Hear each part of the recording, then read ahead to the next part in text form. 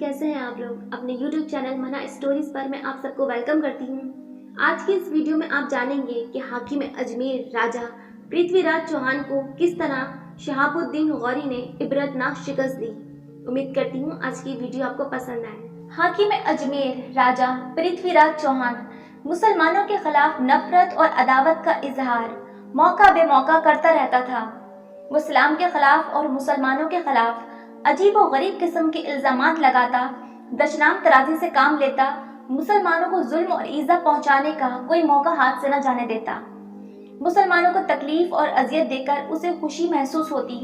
दीन इस्लाम के खिलाफ इल्जाम तराशी से उसे सुकून मिलता। इसके राजपूत सरदारों में से एक सरदार हजरत ख्वाजा मुइनुद्दीन चिश्ती रहमतुल्लाह अलैह से वालहाना अकीदत और मोहब्बत रखता था। वो दरबार में होने वाली इनकी अहमकाना गुफ्तगू सुनता तो उसे बुरा महसूस होता, मगर वो कुछ ना कह पाता। तमाम दरबारी एक दिन हजरत ख्वाजा मुइनुद्दीन चिश्ती रहमतुल्लाह अलैह के खिलाफ नाजेबा और नामुनासिब अल्फाज इस्तेमाल कर रहे थे। अगरचे वो ऐसा करते रहते थे, मगर उस दिन उन्होंने तमाम हुदूद फलांग ली।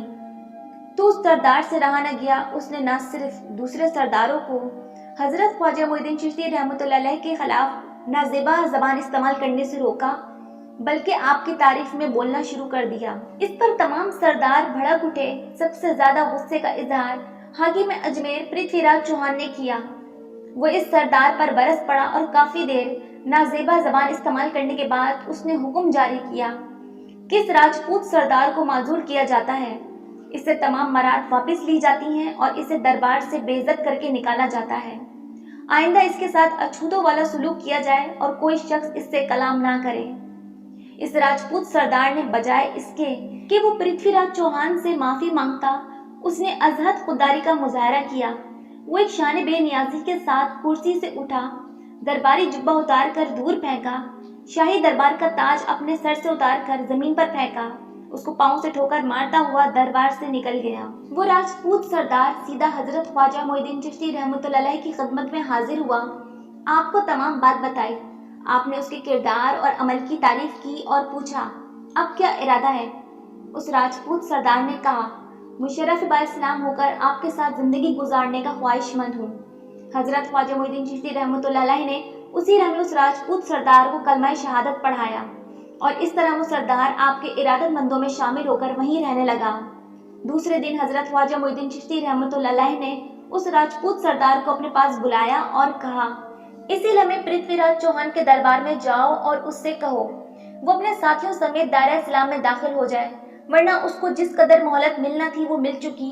अब मोहलत का अरसा खत्म हो चुका है और उसके अंजाम का वक्त करीब आ गया है। उससे कहो वो बुतों की पूजा छोड़कर खुदा वाहदहू ला शरीक पर ईमान ले आए तो इनकी किस्मत बदल सकती है, वरना चंद दिनों के बाद इनके तमाम एजाजात हुकूमत और तख्त मलियामेट हो जाएंगे। वो राजपूत सरदार उसी वक्त पृथ्वीराज चौहान के दरबार शाही में पहुंचा और हजरत ख्वाजा मुइनुद्दीन चिश्ती रहमतुल्लाह अलैह का पैगाम हुर्फ ब हुर्फ कह सुनाया। इस पैगाम से पहले और बाद में उसने कलमा शहादत बुलंद आवाज में पढ़ा, जिससे पृथ्वीराज चौहान के ऐवान सल्तनत में एक जलजला सा आ गया। तमाम दरबारियों पर सख्ता तारी हो गया। उन्हें बिल्कुल उम्मीद ना थी कि उनका करीबी साथी इस तरह दरबार शाही में बुलंद आवाज के साथ उनके बुतों को जुटलाएगा और खुदा वाहदहू ला शरीक पर ईमान लाने की तबलीग करेगा। पृथ्वीराज चौहान के हवास जैसे ही बहाल हुए, उसने नौ मुस्लिम राजपूत सरदार को, जो कि अब हजरत ख्वाजा मुइनुद्दीन चिश्ती रहमतुल्लाह अलैह के सफीर की हैसियत से वहां मौजूद था, बड़ी बेइज्जती और जिल्लत के साथ शाही दरबार से बाहर निकलवा दिया। मगर उसे शाही दरबार से निकालने से पहले खूब जर्दोकोब करवाया और कहा, अपने मुर्शिद से कह दो कि वो अजमेर की हुदूद से अपने साथियों समेत निकल जाए। चंद रोज की मोहलत है, वरना इसके बाद किसी किस्म की कोई रियायत नहीं दूंगा। नौ मुस्लिम राजपूत सरदार अपने पीरो मुर्शिद हजरत ख्वाजा मुइनुद्दीन चिश्ती रहमतुल्लाह अलैह की खिदमत में हाजिर हुआ और तमाम माजरा कह सुनाया। हजरत ख्वाजा मुइनुद्दीन चिश्ती रहमतुल्लाह अलैह जलाल में आ गए और उसी लम्हे आपकी ज़बानी मुबारक से महज ये अल्फाज अदा हुए कि इसमें कोई शक नहीं कि अल्लाह पाक जिसे गुमराह कर दे उसे कोई हिदायत नहीं दे सकता। ताहम ये शख्स और जालिम हुक्मरान जल्द ही गिरफ्तार होगा। इसका अंजाम अब बहुत करीब है। इसकी जिल्लत अमीर शिकस्त को ज़्यादा अरसा बाकी नहीं रहा। हमें मोहलत देने वाले के पास अपनी मोहलत ख़त्म होने वाली है। हाकिम अजमेर राजा पृथ्वीराज चौहान के गुरूर और अकड़ की सबसे बड़ी वजह ये थी कि पृथ्वीराज चौहान ने 587 हिजरी में मुसलमानों के सिपा सलार शहाबुद्दीन गौरी को शिकस्त दी थी। इस वजह से पृथ्वीराज चौहान के हौसले बहुत बुलंद हो गए थे और वो मुसलमानों को चूटी बराबर भी नहीं समझता था। वो अक्सर फख्र और गुरूर में यही कहता कि मुसलमान तो मेरे लिए गाजर और मूली की तरह हैं, जब चाहूं इन्हें काट कर रख दूं।